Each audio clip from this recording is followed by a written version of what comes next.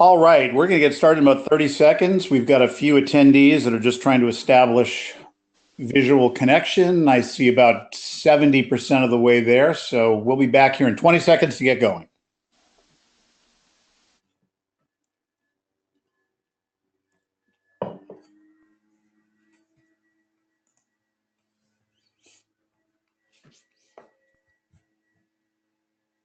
And there's our last one logging in now. Okay, great. Thank you very much for attending our webinar today, which is our social digital playbook for rating success. I am Mike O'Connor, and I'm the EVP of Marketing for Nuvoodoo.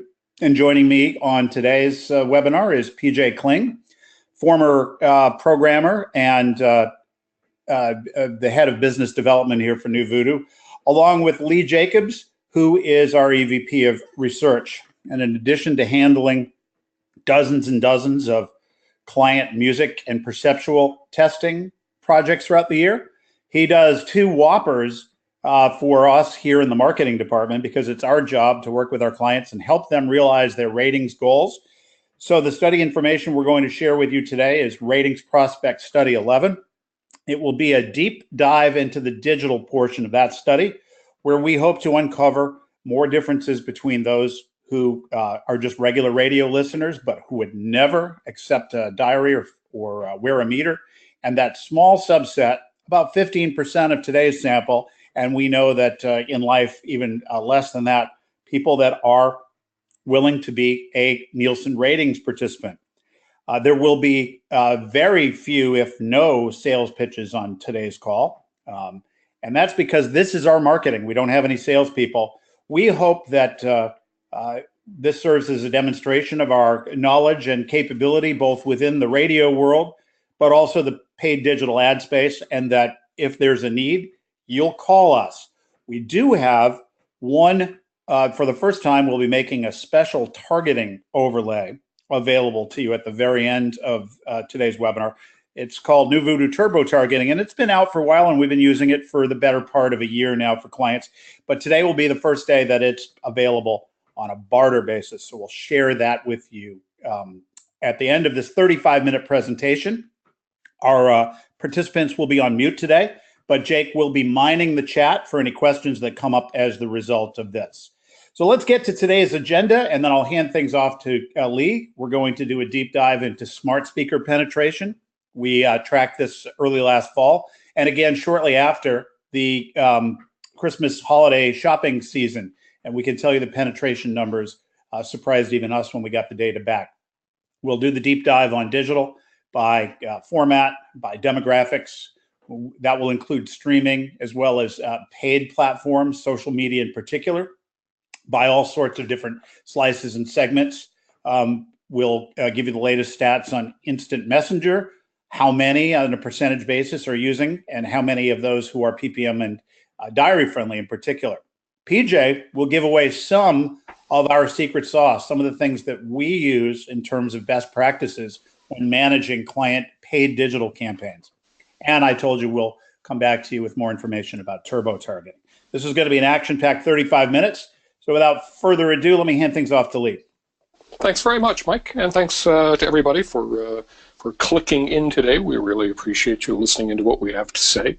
As Mike said, Ratings Prospect Study number 11, a little over 3,000 people, 14 to 54, sampled from across all PPM markets, proportional to market population, weighted that total population with from that entire tier of markets for gender, age, and ethnicity, and conducted using compensated online sample, as we do all of our research here at Nuvoodoo, because that means we're getting to pay respondents, which makes them a lot more like the Nielsen respondents, who are ultimately participating with Nielsen because they get paid for it. So we'll start with fresh information on what we see as potentially a game-changing device. When we first peered into smart speaker ownership last summer in Ratings Prospect Study 10, we saw surprising numbers. Frankly, the Google Home numbers at 6%. It's like, really? Or are people thinking, yeah, I use Google at home all the time? Well, when you dedupe those numbers, the 11% for the Echo, the 7% for the Echo Dot, the 6% at Google Home, 2% other, That's 18% having access to one of those devices as of the end of last summer. But as Mike said, with the strong sales of smart speakers across the holidays, the numbers are up rather a lot. We were in the field just a little too early to have asked about Apple's possibly disappointing new HomePod, but you can see how good Santa was to smart speakers, because when you dedupe the numbers, that's 33% penetration, close to double the figure from the end of last summer. And when we isolate that down to the subsets of the sample who model through as likely to play the Nielsen game and accept a meter or a diary if offered, those are the ppm yes and diary yes figures, the numbers rise to nearly half of these 14 to 54s who are likely to end up the kinds of people who would end up within a Nielsen sample. We got pretty curious. We asked those with smart speakers where they've placed them in their homes. And we've now seen 2 studies in a row where the most common answers are living room and bedroom at about the same levels, close to half. The common number 3 answer is the kitchen. And in fact, when you total up all those numbers, they add to 172%, meaning that many people end up with a few of these devices. You can't live with just one. You find out that you want to have her available all around your house. And it's been a long time since lots of people have had a listening device in the bedroom. Most of us pop the TV on while we're getting ready for our busy days. And now there's the option for those people to have your morning show playing while they're getting ready, as long as they realize that that's an option. And at least among the ratings receptive portions of our sample, heading for 2 and 5, in fact, a little better than 2 and 5 among the diary likely, say they're already spending better than 2 hours a week listening to terrestrial streaming on their smart speaker. Of course, they're also listening to a lot of other content, and we're on a level playing field there with Pandora and Spotify and Amazon Music and a lot of other sources, including podcasting. So, speaking of lots of sources, we wanted to share with you the latest data on time spent with streaming music. And under age 25 in the overall population of these PPM market residents, terrestrial, frankly, takes a backseat to streaming, with lots of time being spent with Spotify in particular. Pandora, you'll notice, in orange also gets strong time spent listening across 25-34s. And this is listening in minutes per day. When we drill it down to the ratings likely portions of our sample, radio looks stronger. These are, forgive the pun, radioactive kinds of people who are likely to end up in a Nielsen sample. And they model through as being friendlier to radio overall. We get up close to that kind of 90-minute time spent per day.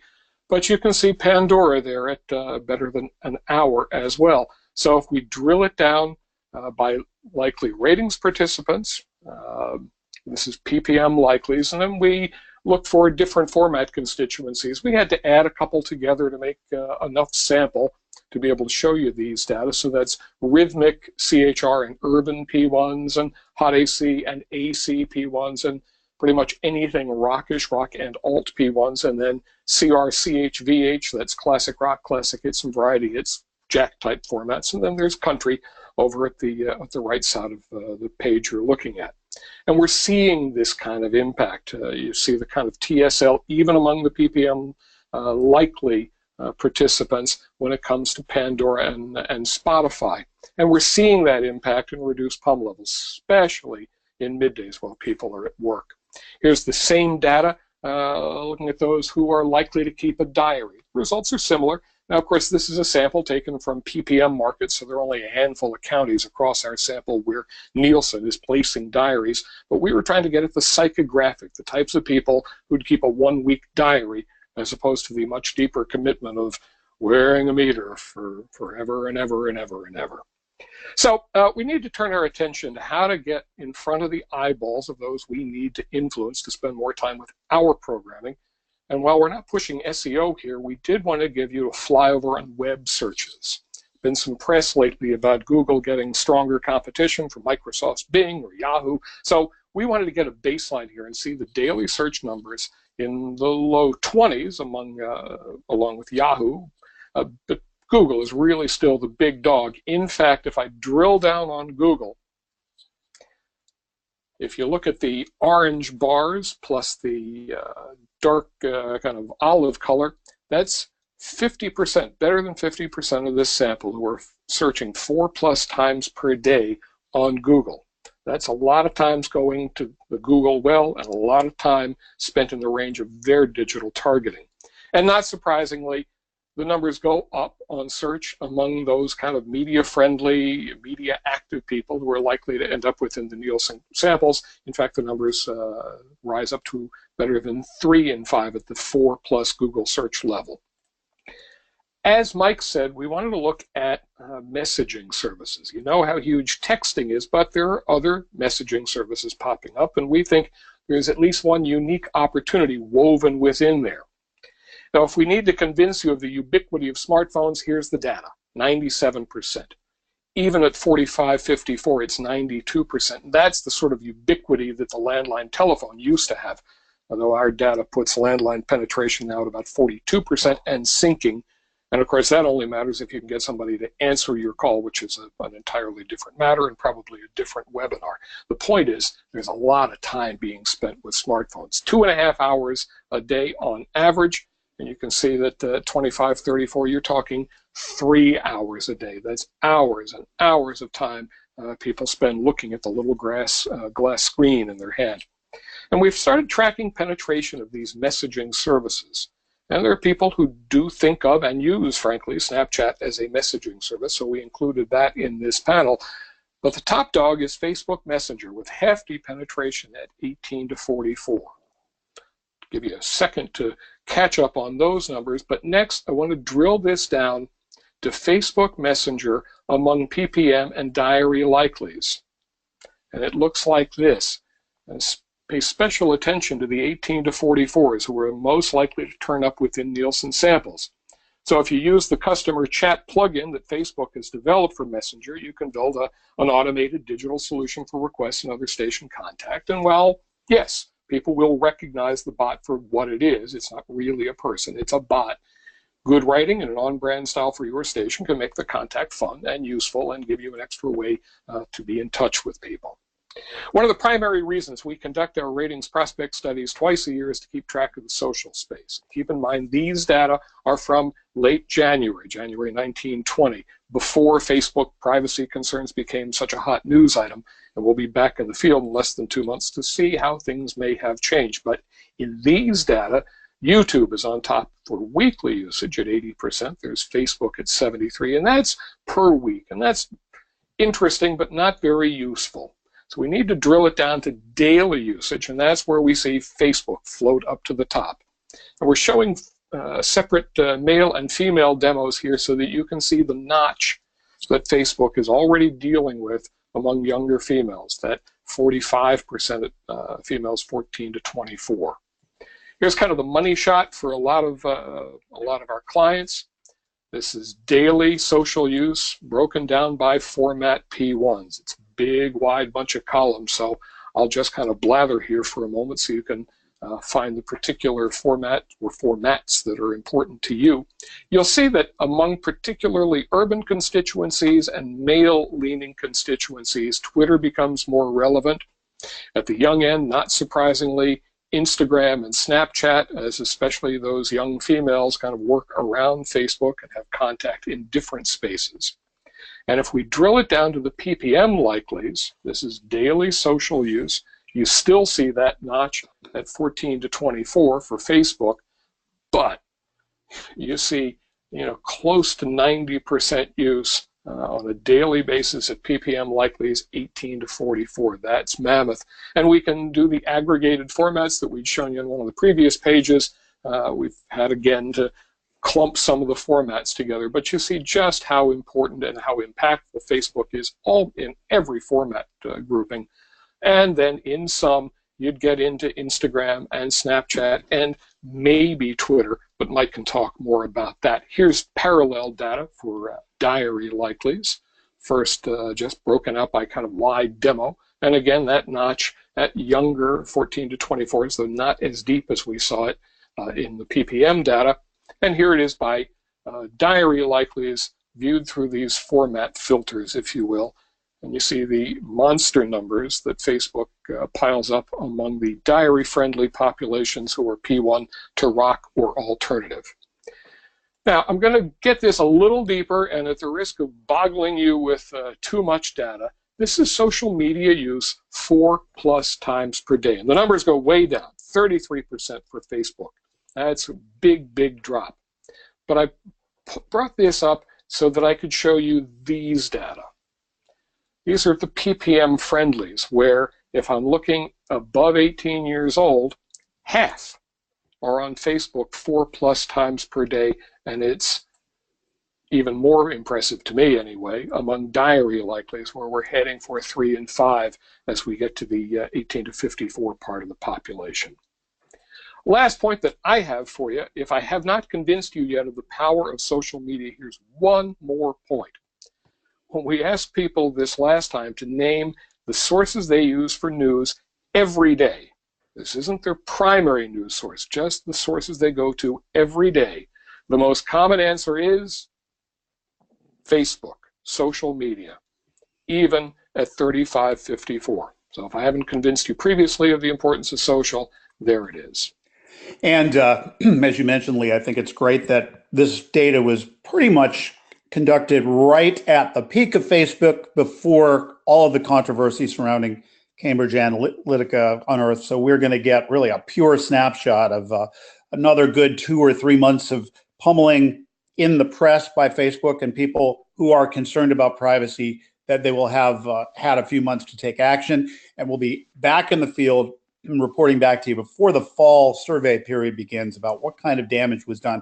I suspect, just like we in the radio business have realized, that radio station images are like icebergs, slow to form and even slower to change, to melt. I think we're going to probably find the same is true about Facebook, but more on that later. In the meantime, in terms of our playbook, Lee covered the why. I'm going to spend time now with the what. What do we do with that information? And so the first thing is, let's, for those of you who missed the earlier this month's webinar about workplace listening, let's get in the helicopter and chopper above all of the different ways that, all the different paid media choices that you might have at your disposal to execute a Nielsen, likely Nielsen respondent focused campaign. And the first thing that should jump out at you is that likely respondents are into all forms of media at a much higher level. And this is a question where we're asking specifically about advertising that you pay attention to, where you pay the most attention. And you'll see that social, digital, direct mail, and outdoor show up in the big four, and they are always the big four. You know, the outdoor sometimes shows up a little better than where it has, but those four are consistently the most important slides that we, or most important segments that we have to cover. And then, so when it comes to analyzing marketing channels, the reason we like paid digital not only has to do with the ubiquitous reach, but also the high leverage and relatively low cost. And this use of digital media just so happens to occur when you look at the cross section between radio listening and digital media. Radio Prime is the one time that people are both available to listen to the radio and are accessing digital media at significant enough volume. So there's an immediacy opportunity with digital. And with the exception of digital data capture campaigns, we think of digital marketing the way you might think of traditional channels that you would have bought in days gone by, namely virtual outdoor with reach and frequency and virtual TV campaigns. Although instead of thinking about them in terms of looking out in traffic or staring at the 10 o'clock news, this is when people are engaged on their mobile device, which it just so happens is just about any time. Now, when it comes to prioritizing the spend, I think you saw from the data very compelling reasons to use Facebook. And in fact, I would say there's no client media buy that we placed that doesn't capture between 40 and 75% of the budget, depending upon demographic and format. And so there's three big things outside of that ubiquitous reach that compel us on Facebook. The first is, like most digital media platforms are focused geo-targeting based on IP address. So that means it's not only people who live in the zip codes, but people who are working in the zip codes, or people simply on their mobile phone passing through a zip code, perhaps visiting from out of town. With Facebook, at least for as long as they have household data, we're able to, which is the next several months at least, we have the ability to target people and not browsers. The other aspect of Facebook is that there's compelling ways to bundle up and leverage what we call first-party data. First-party data is digital buzzword bingo for people that you've had some level of digital engagement with. And that can be digital engagement on Facebook. That can be members of your email club. The fact is that we can ingest email addresses and put them into the Facebook ad platform and find matching Facebook accounts. There's a number of other ways that we're able to do that first-party data, and that gives us the ability to create lookalike databases. So when we discuss turbo targeting, you'll see kind of a really big application for that. And then in terms of where we place, we think display and video both matter simultaneously across the Facebook ecosystem, which includes Instagram and the audience network. The audience network is a way to reach people through Facebook targeting, but when they're not on Facebook. So this is not unlike the display campaigns that you might purchase from Google or from of the other network providers. Only with Facebook, you get that targeting. So after Facebook, the next most valuable ecosystem, in our opinion, is, well, video in general is a very big bucket, but video specifically on YouTube. Now, there's two ways to buy YouTube. One that's heavier on engagement, where you're only paying for engagements that last 30 seconds or all the way through a specific video, whichever happens first. But in our business, where we're playing for reach and frequency, we like the shorter, non-skippable video ad unit called bumper videos. And YouTube gives us an exceptionally good way to target, and really Google does too. And we use a combination of video and display on the Google ecosystem, and Google owns YouTube. We have not only the ability to leverage that so-called virtual outdoor campaign I was referring to, but we have some really incredible targeting capabilities that include the ability to model your competition's site traffic from a data standpoint and find other browsers that exhibit similar behavior. We're able to do the same thing with Nielsen's websites. And Nielsen has some consumer-facing websites which are designed to gamify the ratings participant process. Namely in PPM markets where there's such a high bar to getting people to comply in order to get into the daily and weekly in-tab, we think there's lots of value in being able to use what are called these custom affinity audiences. And then after the YouTube and display ad platforms, we can think in terms of the following platforms in a more limited capacity. Twitter definitely makes sense for some middle-aged male-targeted radio formats like rock and spoken word, but also younger and more urban audiences. So Twitter most certainly has a place. One of the downsides of Twitter is that we're not able to specify targeting by age. We still can with zip code. So without coming to the table with some specific targeting data, such as what we'll offer at the end of this campaign, Twitter can be a little bit of waste of money. And I will point this out that recently we've run into a phenomenon where Twitter is confusing radio station contests with casino advertising. And Twitter's customer service has never been very good. It's gotten worse lately as they've redirected ad support resources elsewhere to find newer revenue opportunities. And so we find ourselves being at the mercy of bots who will make decisions that are seemingly forever irreversible, and no human being is able to be reached to undo it. So we're a little skeptical on Twitter, and frankly, we've decided that based on our research, Instagram of the two, even though the penetration rates are about the same, that Instagram is the more valuable of the two platforms. And then there's Snapchat. Snapchat is the youngest platform, certainly exhibiting some incredible growth under the age of 25, particularly on the female side.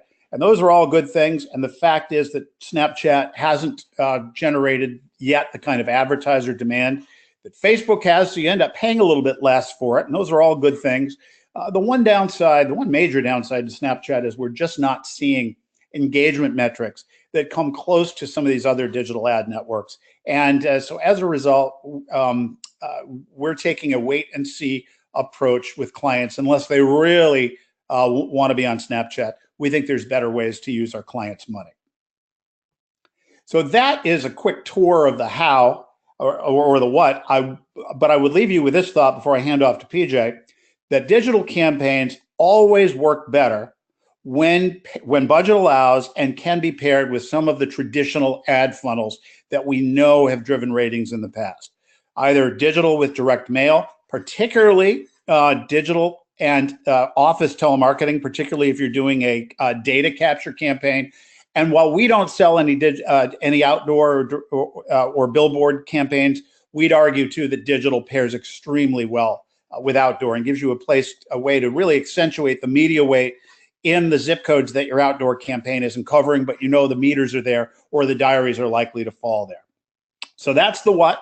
Lee covered the why, and now PJ is going to give you some of our secret sauce, particularly the things that will make us stronger as an industry as we leverage our brands on these digital channels. So he's going to get into a little bit of the how. Peach? Mike mentioned some first-party data earlier in the webinar. I'm going to touch on a specific product. He already alluded to it, called turbo targeting, that we offer that can help even if you do your own marketing and don't require managed services like the ones that we provide. But first, I want to take the next few slides to just kind of detail some paid digital best practices that are also going to help you in this area. As much as we would like to think that ratings prospects will just help the station out of the goodness of their heart, and you do see a percentage of these folks motivated by the ability to influence things like local programming or, supporting air talent that they like. But look, the reality is the majority simply like to do it because they get paid. But the good news is knowing that allows us to direct our marketing efforts the most effectively through things like contests and sweepstakes. Cash is going to be king, as it always has been, and the way you package it follows a lot of what you use for effectiveness on the rest of the radio station. You can certainly place emphasis on the cash giveaways themselves, as you should, but things like core artists, celebrities, when you can get them to help, major station personalities, these are all effective tools in grabbing people's attention enough to stop their scroll and read up on what you're doing from a contest standpoint. Even though contesting is still the most effective tool to reel in ratings prospects, it's important to keep in mind that almost half of ratings respondents think that contests are rigged, that you give away the prizes to friends and family or the quote-unquote pretty people or clients, or that you don't actually give away the prizes at all. So it's going to be extremely important to make sure you celebrate your winners. If you're running a local contest, that's great. Plenty of opportunities there. But even if you're running a national contest, if you get a local winner, don't be afraid to shout it from the rooftops. Even knowing that they have a chance to win is going to be beneficial to combating that rigged contest perception. And like on-air shout-outs of old, comes with the added benefit of their friends seeing their favorite station honor them in a medium that they spend the most time in. When it comes to video, it's important to know how people consume it. As with most things, you often need to think mobile first, but it's also imperative that you recognize that many will view your videos with the sound off. What you see here is an actual example from a client's campaign. You can see the total views there on the left, and the fact that only about 24% of them watched these videos with the sound on. So if your videos are muted, are you still getting the message across? You want to be thinking about persistent captions, graphic reinforcement, those kinds of things here. And these things are going to help even if they choose to unmute the ad. The major platforms are big on visuals with minimal text clutter. They're going to often restrict your images to 20% or less of text on the screen.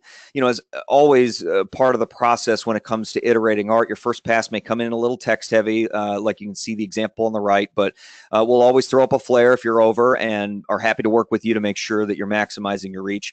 As a general rule, you can take a number of different approaches to keeping things under 20%.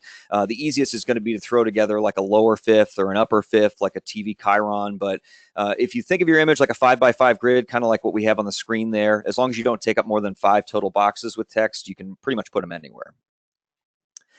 Facebook uses what they call a relevance score when it comes to your ads, which is a 1 to 10 scale based on positive and negative feedback that not only that they've received to this point, but what they also predict they'll receive when your ad is served. So, because we're only going after a small subset of the audience, meaning ratings prospects, we've seen plenty of successful campaigns that score in kind of the 3 to 4 range. But when you find something that really clicks, it can dramatically increase your reach and reduce your costs. The example you see here isn't the one I'm about to reference, but we did a campaign for Dr. Drew that was originally centered around a contest from his radio show, which got some pretty average scores with his ad content, but still performed pretty well. But then after Prince passed away, he did a small video segment on the drugs that eventually killed him, and the relevance score for that skyrocketed. So if your content is great, and more importantly, relevant to your audience, don't be afraid to push the content further through paid ads and take advantage of that. It's going to benefit both you and the audience that way.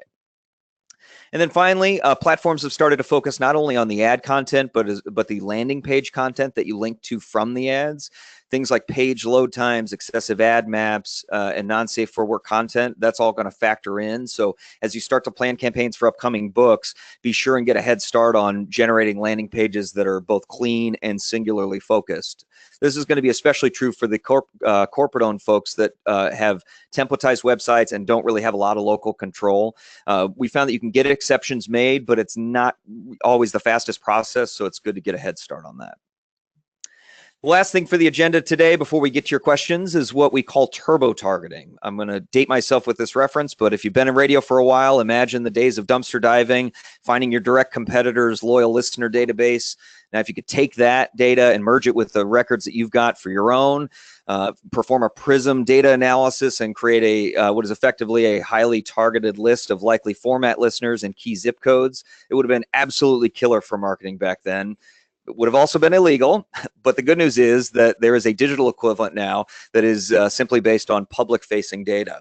And there are going to be strong ways that you can use this data. The first is going to be to create custom audiences on platforms like Facebook, Instagram, and Twitter, but you can also use it for influencer marketing. As you've seen the Kardashians push products, just picture your listeners that love the radio station and have the largest social followings talking about your contest or event or station in order to drive listening organically.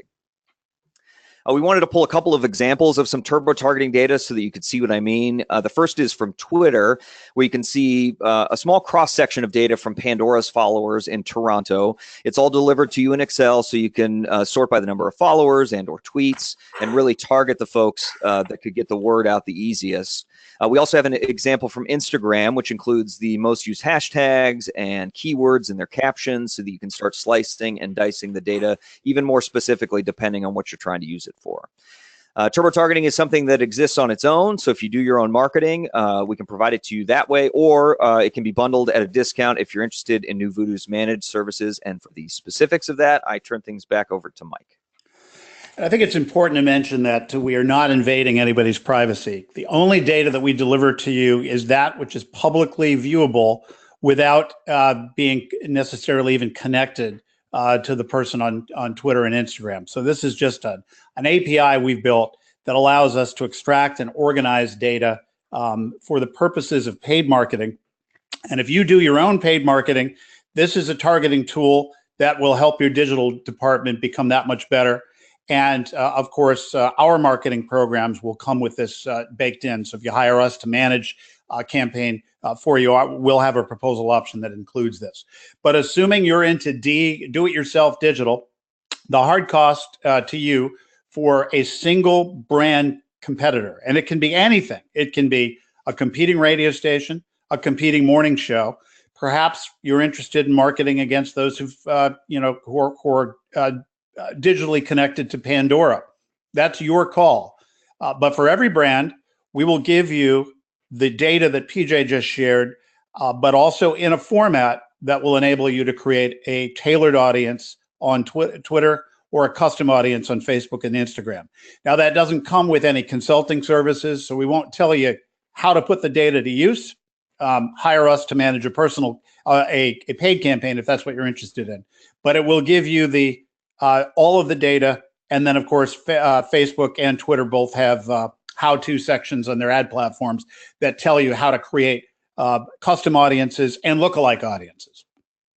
For 3 brands, again, they can be local or national. It'll be all of the followers that are publicly available in your metro. So we'll only be delivering data from your metro. It's $2,500, and then you can see the barter opportunity here available in the top 100 markets. It can't be put on an HD throwaway signal that doesn't get any ratings. The barter there is a minimum average quarter-hour rating that the barter company requires. And then listen, we're not going to lie, the cost is pretty steep. That's just the barter market for you, but it's a minute a day, 5A to 8B. We've just had for a year, Monday through Sunday. We've had a number of stations that just don't have any cash budget but have available inventory. And so today we're making this available only to webinar attendees. It's on a first come, first serve basis. This is got built-in protection so that if you get turbo targeting for your radio station in your market, the brands that you tell us to extract are protected from us doing it for a competitor for a year. And also your brand, whether most stations don't want to extract their own data. We obviously would not, we would not perform a data extraction on your accounts. So the final thing I'll tell you is your follow-up email will contain a link to order turbo targeting on a paid basis and a separate link for barter. Only if we can actually deliver the data to you and you pay for it, will you be on the hook. Facebook has changed their API 3 times in the last 7 days. As of Friday, turbo targeting was working, but I suspect this is an opportunity, the window to which will be shut relatively soon. So even if you don't think you quite have approval to grab it either on a cash or a paid basis, by signing up today, you are reserving your spot in line. It will take us 48 hours to get back to you to generate the paperwork necessary. And so if turbo targeting were to suddenly not become available, you won't be on the hook for it. And a couple of times last week, we actually had it falling offline for a couple of days, and then we're able to fulfill an order and get back online. So what'll happen is once you sign up, we'll call you when we're ready to do it. If you're not ready to sign the agreement right then and there, that's okay. There'll probably be somebody next in line. But the point is, get in line now, because I'm not sure this opportunity is going to last more than a few more weeks, if that. Privacy concerns are such a big deal that data platforms like Facebook don't want to be seen making it easy for anybody to even access publicly available data in an efficient way. So that's the spiel on turbo targeting. We also imagine that you have some questions. Jake has been mining the chats, and Lee and PJ and I are available for the next few minutes to answer anything that might have come to mind. Great, thank you. This first question kind of tails off of smart speaker growth. Have we done any research into what kind of impact podcasts have on terrestrial ratings, or opportunities for stations to do podcasting, and what the demographics are for podcasting, if we know? Okay, I'll start with that, and I'll go kind of upside down. The epicenter for podcasting is particularly men, 25-44, but it's persons, wider than that, 18 to 44 even, and I have to tell you that the younger demos at that are those that spoken word radio salivates upon. There are people listening to deep content who are really quite young, and we wouldn't associate as being possible talk listeners, so to speak. To this point, podcasting has largely been complementary to terrestrial listening because the devices are often in different places. But as smart speakers become more ingrained in people's lives, and that's happening pretty rapidly, as systems like CarPlay get into more of the automotive fleet, and it becomes easy to listen to podcasts, you'll see podcasts start to have a stronger impact on terrestrial than it has to date. Great, thank you. Next question. Are there better times of the year to execute paid digital ads? Oh, yeah, absolutely. I would say speak to your sales manager about when it's lightest for he or she, and you'll find that digital follows that. We have a lot of clients that take advantage of the annual fire sale the internet throws in January, basically right after the holidays. Competition from retailers largely dries up, and there's a short window where you absolutely get the best pricing of the year. So budgets go the furthest or the longest compared to any time that's comparable the rest of the year. As far as times to avoid, I think there's 3 that come to mind for 2018, and they're all ahead of us. First, and probably the most obvious, is the last 2 weeks in October. We most certainly saw an overwhelming amount of competition during the last 2 weeks of the presidential election cycle. Now, this is probably not going to be anything quite like that, but it will be. But it won't be. It won't be like a typical October. The other two times are perhaps as intuitive. The time between November, Thanksgiving, and Christmas are tough. The good news for us is Nielsen surveys are largely over by the first week in December, so we miss a lot of that. The final one may be the least intuitive, but it's actually the summer months, namely that month just before school starts. In some markets, that's as early as July 15th to August 15th.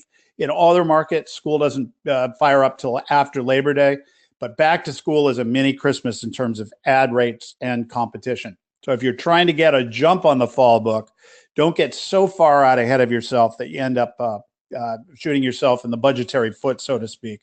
We'd urge you to begin maybe the week before, the 1 to 2 weeks before Labor Day at the earliest. Great, thank you. Next question. Can you please explain a little more about what goes into a relevance score?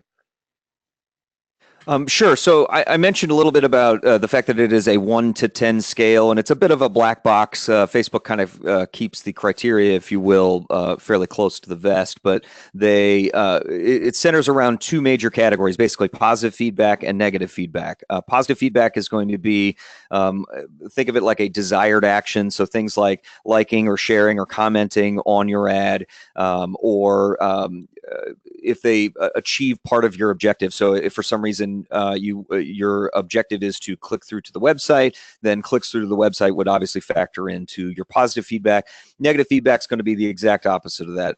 In particular, we want to try to avoid high negative feedback because that's when people are either hiding your ads or, worst case scenario, hiding all of the content that may be coming from your radio station's page. So we certainly want to avoid that and really focus on the higher the positive feedback, the better. And the more relevant things are in terms of the content, the higher your relevant score and the higher chance you have for higher positive feedback and lower negative feedback.